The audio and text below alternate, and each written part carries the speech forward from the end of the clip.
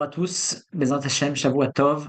Cette semaine très importante, paracha de Lech Lecha. Le rabbi dit dans Hayom Yom, cette semaine, Gimel Mar Cheshvan, que spécialement la semaine de Lech Lecha est une semaine joyeuse. En effet, Bereshit, ça commence bien, la création du monde, mais ça finit mal. Le monde il fait n'importe quoi à la fin de la paracha de Bereshit. Noir, ça commence mal, le Maboul, le déluge au début de la paracha, mais ça finit bien avec la naissance de Abraham.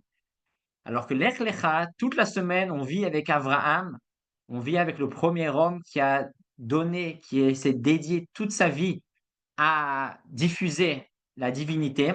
Donc le Rabbi dit c'est une paracha qui est très joyeuse. Donc on va, si Dieu veut, aujourd'hui étudier à propos du thème de la joie. Et d'après sur un aspect spécifique. La joie, c'est un très, très grand thème. Avant de rentrer dans ce domaine, une autre histoire dans la Torah, là on voit l'importance de la joie. C'est à propos de l'histoire de Élisha, le prophète. On connaît Élisha, c'était le successeur de Eliyahu Hanavi. Et dans Melachim 2, à l'époque du deuxième Beth Amikdash, il y avait encore deux royaumes, le royaume de Israël et le royaume de Yehuda. Et à cette époque-là, dans le royaume d'Israël régnait un certain roi, le roi Yehoram, qui était le fils de Achav. Achav était un roi très très négatif, très très méchant. Et du côté de Yehuda était le roi Yehoshaphat. Et ils vivaient donc de cette manière-là, séparés, jusqu'à un jour est arrivée la situation où le roi de Moab faisait des problèmes. Et Yehoram a décidé de s'allier avec Yehoshaphat, donc le royaume d'Israël, avec le royaume de Yehuda, afin de combattre ensemble contre le roi de Moab, qui était devenu un danger. Et donc Yehoshaphat dit, pas de problème, ils ont même commencé à être en route, et ils sont arrivés à un certain moment qu'ils n'avaient plus d'eau, les soldats. Yehoshaphat a dit, moi je veux le hockey d'un prophète. Tant que j'ai pas le hockey d'un prophète, je continue pas. Et Yoram a dit, OK, on va demander à un prophète, pas de problème, peut-être allons vers Élisha. Élisha, il est connu pour être un prophète, c'est lui le successeur de Eliyahu. Allons lui demander qu'est-ce que Hachem en pense de cette guerre. Donc ils vont chez Élisha, et Élisha au début n'est pas du tout content, surtout de Yehoram. Il lui dit, toi Yehoram, tu es comme ton père, tu suis les faux prophètes, tu fais d'une certaine manière avodah zarah, et juste là maintenant tu as besoin de moi, tu viens vers moi, tu mérites même pas que je te réponde. Mais comme tu es allié avec le roi de Yehuda, Yehoshaphat, que lui est un roi positif, donc je vais vous aider. Donc Elisha se prépare, mais comme il était énervé en lui, il était triste et énervé, il ne pouvait pas avoir l'inspiration divine et avoir la prophétie. Donc, il a demandé euh, aux gens autour de lui de l'amener un musicien qui va jouer de la musique, et en étant joyeux, l'inspiration divine sera sur lui et il pourra aider et donner la bracha. Et en effet, il a aidé, il a dit que tout va bien se passer, allez faire la guerre, vous allez gagner d'une manière facile.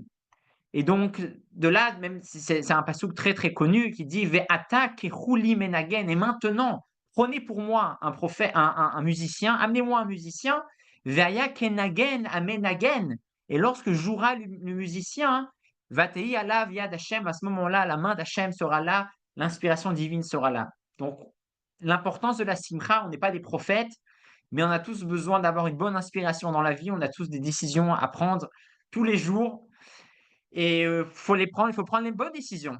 Et pour avoir la bonne inspiration, il faut être joyeux. Quelqu'un qui est triste, il ne prend pas les bonnes décisions, il fait des erreurs à droite, à gauche, ras shalom. Mais quand on est joyeux, on est fort, on a l'esprit limpide, et c'est là qu'on peut prendre les bonnes décisions. Donc, c'est très très important, le sujet de la joie, comme on le sait tous. Mais aujourd'hui, on va s'attarder sur un aspect très spécifique de la joie, qui est mis en valeur aussi par Shlomo Ameler dans Kohelet, par rapport à l'aspect d'être content de ce qu'on a, à Sameach Bechelko. Shlomo Ameler dans Kohelet, chapitre 6, pasouk 3, écrit le pasouk suivant. Im yolid ish mea, mea. même si une personne, elle a 100 enfants, Veshanim rabot yichye, et il a une longue vie, Verav shiyu yeme shanav, et il a vraiment de longs jours, de longues années, il vit longtemps, il a 100 enfants. Venafsho lotisba, mais il n'est pas rassasié, il n'est pas content de lui, il n'est pas bien avec lui-même, il n'est pas content de son sort. Alors, Minatova, du bien qu'il a, Vegam Kuvura lo haetalo. Cette personne, il a tellement de bonnes choses. Pour lui-même, la mort, c'est pas quelque chose qui peut l'atteindre. Il est au top. Et quand même, il n'est pas content de lui. Shlomo dit, Amarti, je dis, dit Shlomo Ameler, dans sa grande sagesse, Tov mimeinu anafel. Un embryon, chas shalom, qu'une mère pourrait perdre, il est mieux, l'embryon qui est mort, chas shalom, il n'a pas, même pas vu le jour, il n'est même pas né encore. Cet embryon, il est mieux que cette personne qui a tellement de choses, tellement de richesses spirituelles, matérielles, une famille. Il est mieux cet embryon que cette personne qui n'est pas contente de lui-même. Donc là, on voit vraiment les mots forts de Shlomo Ameler. Et Rashi qui explique ce passouk et emploie vraiment les mots, il dit qu'est-ce que ça veut dire Venafsho lotisba, que son âme n'est pas rassasiée. Rashi dit She'eno samer bechelko, il n'est pas content de son sort, il n'est pas content des cartes qu'il a reçues dans sa vie, alors qu'il a reçu des magnifiques cartes pour jouer le jeu de la vie. Et donc, ça que Shlomo nous dit, donc c'est ce qu'on va étudier aujourd'hui, 7 points. Qu'est-ce que ça veut dire? Pourquoi c'est tellement important? Comment y arriver? Comment je sais? Quels sont les symptômes? Comment je sais si je suis content de moi? Peut-être moi je veux bien, je suis content, je suis pas content. C'est quoi comment on mesure la joie de soi-même. Donc on va voir que la Torah, la Chassidoute nous donne des indications très claires et très importantes. Première chose, écrit l'Admour Haïm Tsaï, le fils de l'Admour Azaken, le deuxième rabbi chez Chabad. L'Admour Haïm Tsaï écrit un grand chidouche très important. Que les gens, des fois, ils pensent que quand je suis content de moi-même, content de ce que j'ai, ça a une connotation un peu triste. Je suis content de ce que j'ai ça, j'ai ça. Je suis content. Et voilà, ça avance pas vraiment, mais ça fait rien, je suis content. La Mouraï Saïd dit non, c'est rien de tout ça. Être content de soi-même, c'est pas rater sa vie et je suis content quand même. C'est pas possible. Quelqu'un qui est content de lui-même, qui est content de sa situation, de sa famille, dans son travail, de sa neshama, de son caractère, il ne peut que réussir. Non seulement il peut que réussir, il attirera des brachot très très très élevés dans les mots de l'Admour Haïm Tsaï. Chez Tamid Samer Velo Atsev, quelqu'un qui est content de lui-même, chez Samer Mechelko, c'est quelqu'un qui est tout le temps content. Velo Atsev, qui n'est pas triste. Chez Az Matzliar Bli Shiur, il réussira sans mesure, grande réussite. Chez Zeu Siman Bracha Mimkor Abrachot, il aura la bracha de la source des brachot. Donc, première chose à mettre très clair, être content de soi-même, c'est pas être quelqu'un triste, qui est content de lui, voilà, il a un petit peu dans son congé, là, dans son frigo, il est content de ce qu'il a. Non, c'est pas comme ça, c'est pas possible. S'il est content de lui-même, il est obligé de réussir. Quelqu'un qui est content de soi-même et de ce qu'il a, il va atteindre des grands et recevoir celui des grandes brachot. Premier point très important à savoir. Deuxième point, c'est une lettre qui est ramenée dans le livre des lettres de l'Admour Azaken, écrit par un tzaddik qu'on ne connaît pas son nom, mais c'est ramené dans les lettres de l'Admour Azaken. Et ce tzaddik écrit quelque chose de très très intéressant. Il dit il explique un phénomène, le phénomène de faire des erreurs. On fait tous des erreurs à droite, à gauche, même j'ai entendu en Israël en tout cas, je ne sais pas dans le monde, mais en Israël en tout cas, il y a par an environ 200 000 compagnies qui sont ouvertes chaque année, des gens qui veulent ouvrir des business, des affaires, des projets, et à la fin de l'année, 30% ils sont fermés.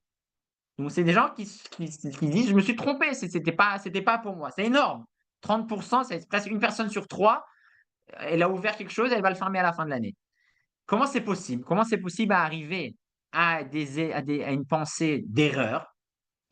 Donc dit, ce tzaddik, dans cette lettre, que c'est lié biglal she'eno sameach bechelko. Quelqu'un qui est pas content de son sort, qui est pas content de lui-même, de sa situation, automatiquement dans son subconscient, ça va lui amener à faire des erreurs. Pourquoi? C'est assez simple à comprendre, parce que quelqu'un qui est pas content de lui-même, c'est qu'il est pas concentré avec lui-même. Son esprit, il est autre part et donc il est pas concentré sur ce qu'il doit faire. Il est pas concentré sur sa mission, sur son caractère, sur ce qu'il doit faire pour le faire au mieux. Il est ailleurs et quelqu'un qui est ailleurs, quand la tête elle est ailleurs, automatiquement elle fait des erreurs. Quand la tête elle est pas sur les épaules, automatiquement on fait des erreurs. Donc ce tzaddik écrit quelque chose, un phénomène très intéressant qu'on doit tester sur nous-mêmes, c'est si je fais une erreur, ça vient pas tout seul. On fait pas des erreurs par hasard. Ah mince, je me suis trompé de projet. Ah mince. Quelqu'un qui fait pas une erreur, c'est qu'il est pas content de lui-même, il est pas à sa place. Et à ce moment-là, il va faire des erreurs. Donc ça, c'est quelque chose de très très important aussi à à savoir. Et d'ailleurs, j'ai entendu et vraiment j'y crois à ça. C'est très logique et c'est très parlant que quelqu'un qui est content de lui-même et qui fait vraiment sa mission, il ne peut que réussir, mais d'une manière phénoménale et les gens autour de lui doivent dire: «Waouh, celui-là, kol hakavod». Et tant qu'on n'arrive pas à ça, c'est qu'on n'est pas samer bechelko, c'est qu'on n'est pas vraiment content de nous-mêmes, c'est qu'on n'a pas vraiment trouvé, on ne s'est pas vraiment trouvé. Parce que du moment qu'on se trouve, on est inarrêtable. Du moment qu'on se trouve, on peut que réussir d'une manière magnifique. Et donc ça, c'est très important et ça, c'est pour tout le monde. C'est donné à tout le monde, il faut juste se trouver. Par contre, ça, c'est un travail, il faut accepter, il faut se chercher et après se trouver soi-même. Mais dès que si on est sérieux et on veut y arriver, à ce moment-là, tout le monde a un potentiel et il y a une grande mission, une grande réussite qui attend chacun de nous tous. Donc ça, c'est le deuxième point qu'a écrit ce tzaddik. Mi sheyesh lo marshava shel ta'ut, ze biglal she'eno sameach bechelko. Quelqu'un qui a des erreurs dans sa tête, qui fait des erreurs, c'est parce qu'il c'est lié directement au fait qu'il n'est pas content de lui-même. Troisième chose, très intéressant, qui est écrit cette fois-ci l'Admour Azaken lui-même, dans des Mahamarines, il dit que la dimension du jeûne, qu'on jeûne, on ne mange pas, jeûner, c'est lié fortement à être content de notre sort, à être sameach bechelko. Alors, c'est sûr que l'Admorazaken, dans le Tanya, il dit aussi qu'aujourd'hui, on est une génération où on ne doit pas jeûner excessivement, c'est pas pour nous, ça c'est sûr. Mais il y a des jeûnes qui sont obligatoires. Il y a des jeûnes qu'on ne peut pas ne pas jeûner. Yom Kippour, Tisha B'Av, le dit Tevet. Et souvent, on entend des gens à droite, à gauche: «Ah, j'aime pas les jeûnes, qu'est-ce que je peux faire pour pas jeûner?» Et on appelle le rav et on appelle le docteur et c'est pas pour moi. L'Admorazaken dit, et on peut comprendre de là d'une manière fine, que ça veut dire quoi jeûner? Quand je jeûne, je mange pas. Je prends pas des choses de l'extérieur que j'intègre, que je mets dans mon corps. Je vis avec ce que j'ai mangé hier, je vis avec ce que j'ai aujourd'hui. Je vais pas chercher, à l'extérieur quelque chose d'autre. Et et donc, quand arrive un jour de jeûne, c'est sûr, c'est dur pour tout le monde, mais on se contente de ce qu'on a, on se contente de ce qu'il y a et on va pas chercher à droite, à gauche. Pareil, être sa mère Bechelko, être content de notre sort, c'est sûr, des fois, on peut demander de l'aide et on peut essayer de regarder comment font les autres, faut pas être excessif. Mais quelqu'un qui, dans l'excès de demander toujours de l'aide, d'être assisté sans arrêt, il sait pas jeûner, cette personne. Il a toujours besoin qu'on lui mette quelque chose dans la bouche. Et c'est un problème. Le fait qu'on doit toujours lui mettre quelque chose dans la bouche, ça veut dire qu'il sait pas jeûner et ça veut dire qu'il est pas content de lui-même parce que s'il était content de lui-même, il s'occuperait de lui-même, il serait pas toujours en train de chercher encore un sandwich, encore une fourchette, encore un repas là. Non, jeûner, encore une fois, dans notre génération, on jeûne pas, mais cette idée du jeûne, l'idée d'être content d'être content avec ce qu'on a, de pas chercher encore un restaurant même spirituel, encore un truc à droite. Non, j'ai ce que j'ai, voilà, je fais avec. J'ai de l'énergie, hier j'ai bien mangé, je fais avec ce que j'ai, et aujourd'hui je vais pas manger. Ça, c'est être Samer Bechelko. Donc ça, c'est quelque chose de très important. Point numéro 4. La Kabbalah nous dit un autre point, un autre symptôme d'être content de soi-même. La Torah nous dit que quelqu'un qui sait donner, c'est écrit spécifiquement à la mitzvah du maaser, quelqu'un qui sait donner des 10% de ce qu'il reçoit, il sait donner, il sait être généreux, c'est un symptôme que cette personne est content de lui-même.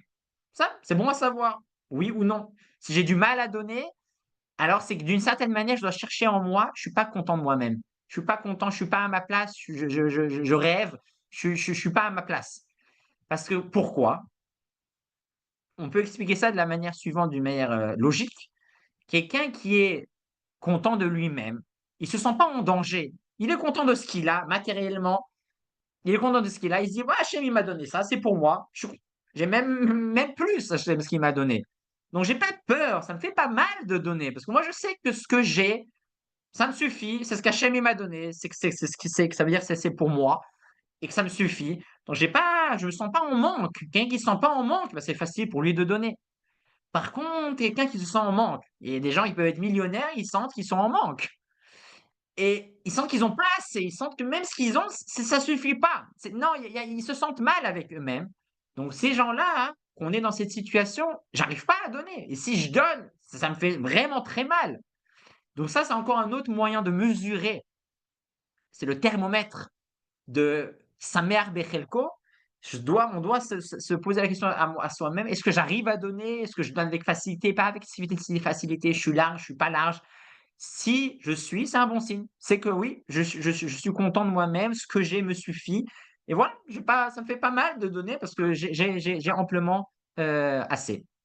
Donc ça, c'est le point numéro 4 qui est important que la Kabbalah nous dit par rapport au Maaser Ksafim. Celui qui donne le maaser, il proclame, en d'autres termes, je suis content de ce que j'ai. C'est une traduction. Quelqu'un qui sait donner, on doit traduire ça, on comprend, ah bah lui, il est content de lui-même.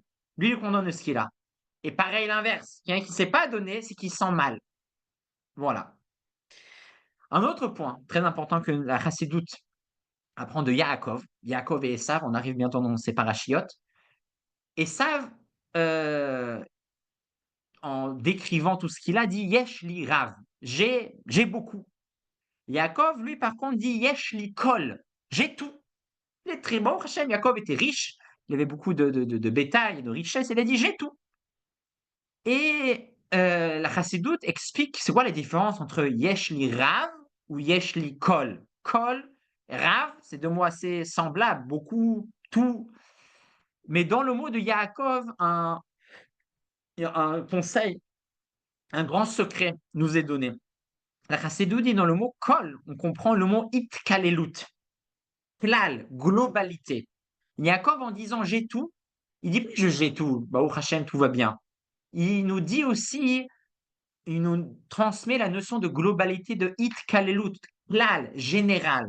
C'est-à-dire que pour arriver à être content de notre vie, à être content de ce qu'on a et être content, encore une fois, ça ne veut pas dire rien faire, être passif, je suis content, voilà, je m'arrête. Non, je suis content et je fais le maximum avec tout ce que j'ai. C'est en voyant notre vie d'une manière globale et en pas se focalisant sur un petit problème à droite, un grand problème à gauche, ras shalom. Non, je regarde de la manière globale et sans exception, c'est sûr que si on regarde tous notre vie de manière globale, on a tous toutes les raisons pour être super joyeux, pour se sentir les plus riches du monde. Donc, et ça, c'est Yaakov qui nous enseigne en disant Yesh likol, regarde les choses d'une manière globale. Regarde ta vie ces 5 dernières années, ces 10 dernières années, ces 20 dernières années. Regarde que, waouh, kol hakavod, waouh, merci Hachem. Et en ayant cet état d'esprit, on pourra être Sameach Bechelko. Deux derniers points importants que le rabbi écrit dans des lettres à deux personnes différentes. Premièrement, une personne qui avait des problèmes de cœur. Le rabbi lui dit, tu as des problèmes de cœur, Hasbe Shalom, c'est parce que tu n'es pas content de ton sort, tu n'es pas content de ta situation. Le jour où tu seras content de la situation, ta santé changera et tu n'auras plus de problèmes de cœur. Donc, c'est-à-dire que cette idée d'être content de soi-même, c'est pas juste c'est cool, c'est bonus, je suis content, tant mieux, je suis pas content, bah tant pis. Non, ça influence notre vie physique, notre vie, notre santé. Et jusqu'à un tel point que même à l'époque de la Gemara, il y a ce qu'on appelle une maladie qui s'appelle le Ulcus. Ulcus, c'est une maladie du ventre, qu'on sait notre ventre produit des acides, que lorsqu'on mange, les acides, ils détériorent, ils s'occupent de la nourriture pour l'utiliser comme il le faut. Et si quelqu'un il a trop d'acide, c'est un problème. Si quelqu'un il a trop d'acide, et par rapport à la nourriture qu'il mange, C'est un problème jusqu'à un tel point que les acides vont attaquer le ventre même. Les acides, ils doivent attaquer, ils sont acides. Ils ont besoin de substances. Tant qu'on mange, ben, les acides, ils attaquent la nourriture. Mais si je mange pas, ou je mange normalement, mais j'ai trop d'acides, à ce moment-là, mes acides vont s'attaquer à mon propre ventre. Et c'est un problème. Ça fait mal. Ça, c'est cette maladie. Et la Chassidut explique que pourquoi cette personne, normalement, en général, la nature, Hachem fait qu'on produit les acides qu'il nous faut par rapport à ce qu'on mange. C'est pas normal de produire trop d'acides. Mais pourquoi ça peut arriver? C'est si quelqu'un dans son subconscient, il veut trop manger. À ce moment-là, il croit qu'il va beaucoup manger, donc le corps automatiquement il produit beaucoup d'acide. Mais à la fin, il ne mange pas autant. Et donc là, il est dans une situation de problème. Et pareil, spirituellement, si quelqu'un il n'est pas content de ce qu'il a, de la nourriture qu'il a, matérielle et spirituelle, ou sa situation, mais il veut ça, il veut ci, il veut ça, il veut ci, il veut ça, automatiquement, il a ces envies-là qui ne sont pas assouvies, parce qu'Hachem, il ne l'a pas envoyé. À ce moment-là, ça se retourne contre lui-même et ses acides peuvent le manger lui-même, chas v'shalom. Donc, il faut faire très attention, être content de soi-même, mais vraiment, c'est pas une blague, ça amène la bonne santé. Dernier point un autre point que le rabbi écrit à une jeune fille qui n'arrivait malheureusement pas à se marier.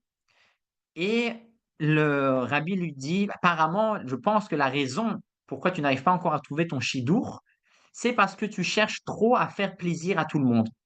Arrête de réfléchir à ce que les autres pensent, et arrête de vouloir plaire à tout le monde.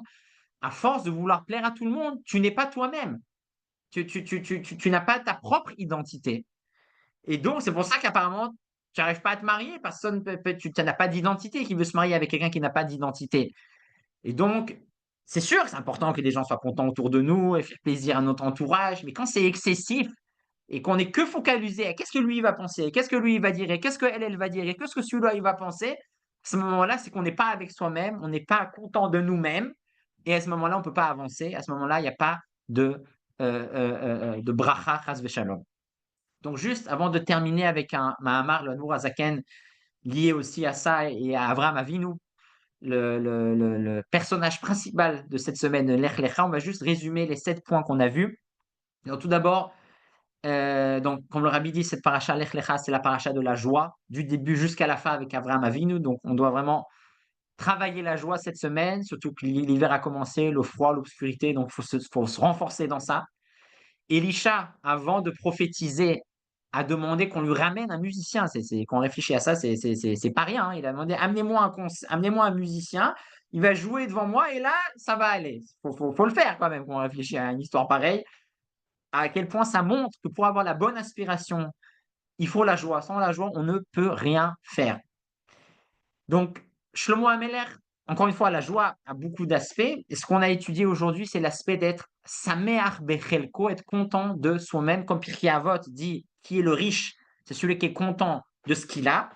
Mais Shlomo Ameler aussi, dans Kohelet, dans l'Ecclésiaste, nous parle aussi de ça. Il raconte l'histoire d'une personne qui aurait eu 100 enfants, qui aurait une très longue vie, qui n'aurait même pas pour lui, c'est même pas abordable que la mort l'atteindrait un jour, et quand même, avec tout ça, il est pas rassasié. Il dit Shlomo Ameler une phrase très, très, très puissante, très, très forte. Il dit bah, un embryon qui serait perdu du ventre de sa mère est mieux que cette personne qui n'est pas content de lui-même. Donc, ça montre vraiment la gravité de la situation. On doit vraiment, vraiment très attention, pas tomber dans ce piège. Et donc, les 7 points qu'on a vus par rapport à être Samer Ben Chelkot. Premièrement, l'Admour Haïm le fils de l'Admour Azaken, deuxième rabbi de Chabad, dit être content de soi-même, c'est pas vivre dans la pauvreté, dans la simplicité, je suis content de moi-même, j'ai pas réussi, mais ça fait rien. Non, quelqu'un qui est content de lui, il est puissant. Quelqu'un qui est content de lui, il va au bout des choses et il réussit. Il est obligé de réussir.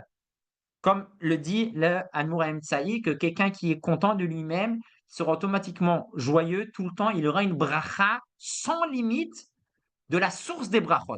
Donc, très important à savoir, être content de soi-même, ça n'a pas une connotation triste ou une connotation à rater, il est quand même content. Non, être content de soi-même, sa traduction, je réussis. Première chose. Deuxième chose, dans le livre des lettres de l'Admour HaZaken, un tzaddik dont on ne connaît pas l'identité, écrit qu'on peut souvent faire des erreurs. Et les gens qui font des erreurs, c'est des gens, c'est quand on est dans une situation qu'on n'est pas content de soi-même. Quand je suis content de moi-même, automatiquement, mon cerveau il réfléchit droit, il réfléchit pur, il réfléchit correct, et je fais moins d'erreurs. Quelqu'un qui n'est pas content de lui-même, son cerveau il va à droite, à gauche, il peut pas se concentrer et il fait des erreurs, malheureusement. Numéro 3, le jeûne. Le jeûne, c'est un exercice d'être content de soi-même. Donc, faut pas avoir peur des jeûnes, premièrement.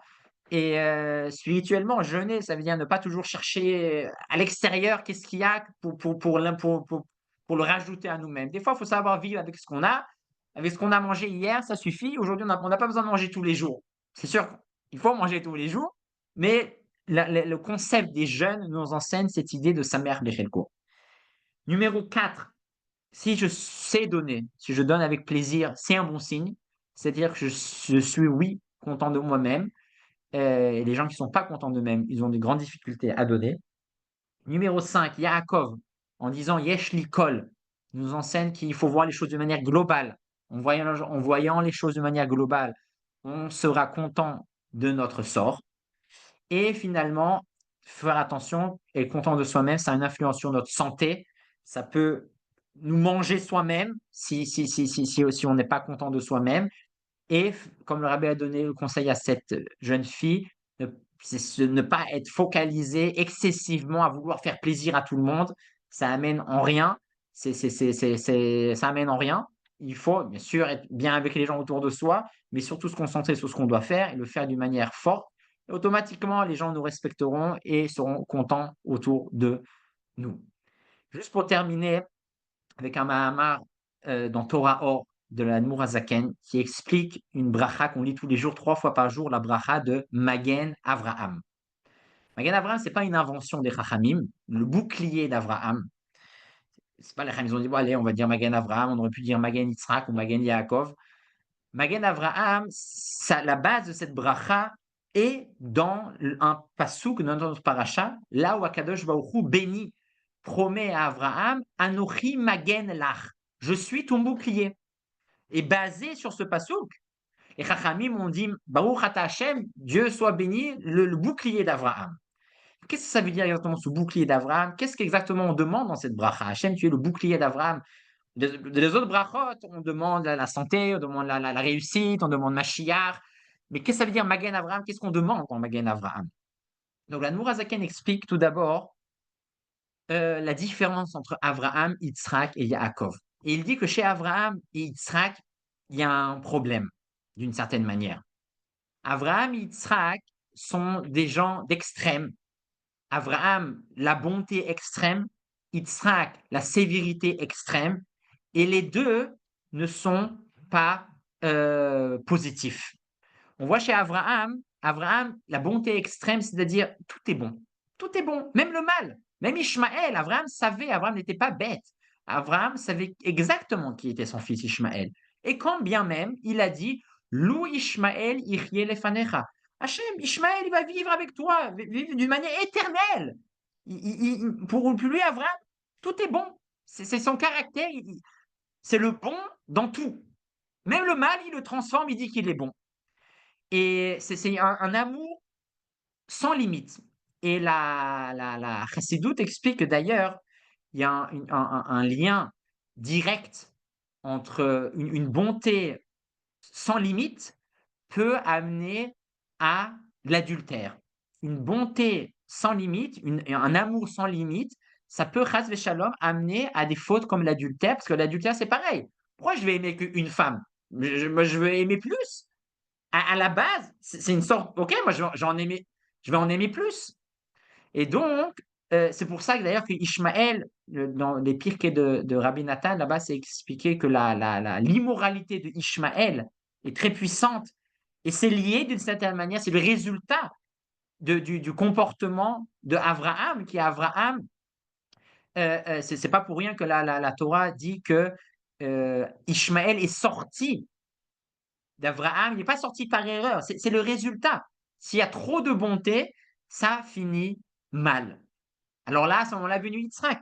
Mais Yitzhak, c'était trop de sévérité. Et là, la Chassidut dit l'extrême, quand il y a trop de gvoura, ça amène à une autre faute très grave, pas l'adultère, mais la faute du meurtre. Eh oui, si je suis sévère, je supporte plus personne à la fin. Et à la fin, je veux tuer tout le monde. Alors pas au sens simple, mais au sens spirituel, ça peut arriver. Les gens très stricts, ils s'entendent avec personne. Ils supportent personne. Ils font pas exprès. Et ils ont même raison.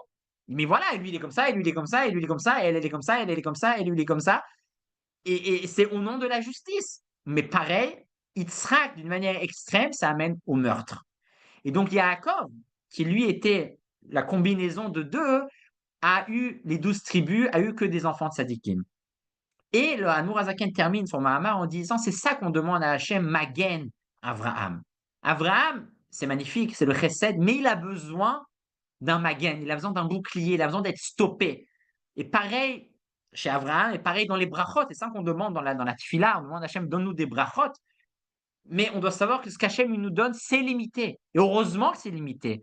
Pareil, dans la Gemara, il y a l'histoire qu'à un moment donné, il n'y avait pas de pluie. Ils ont demandé la pluie, l'Ibn Israël, et tout d'un coup, il pleuvait, mais sans arrêt, ça ne s'arrêtait pas. À ce moment-là, c'était une malédiction.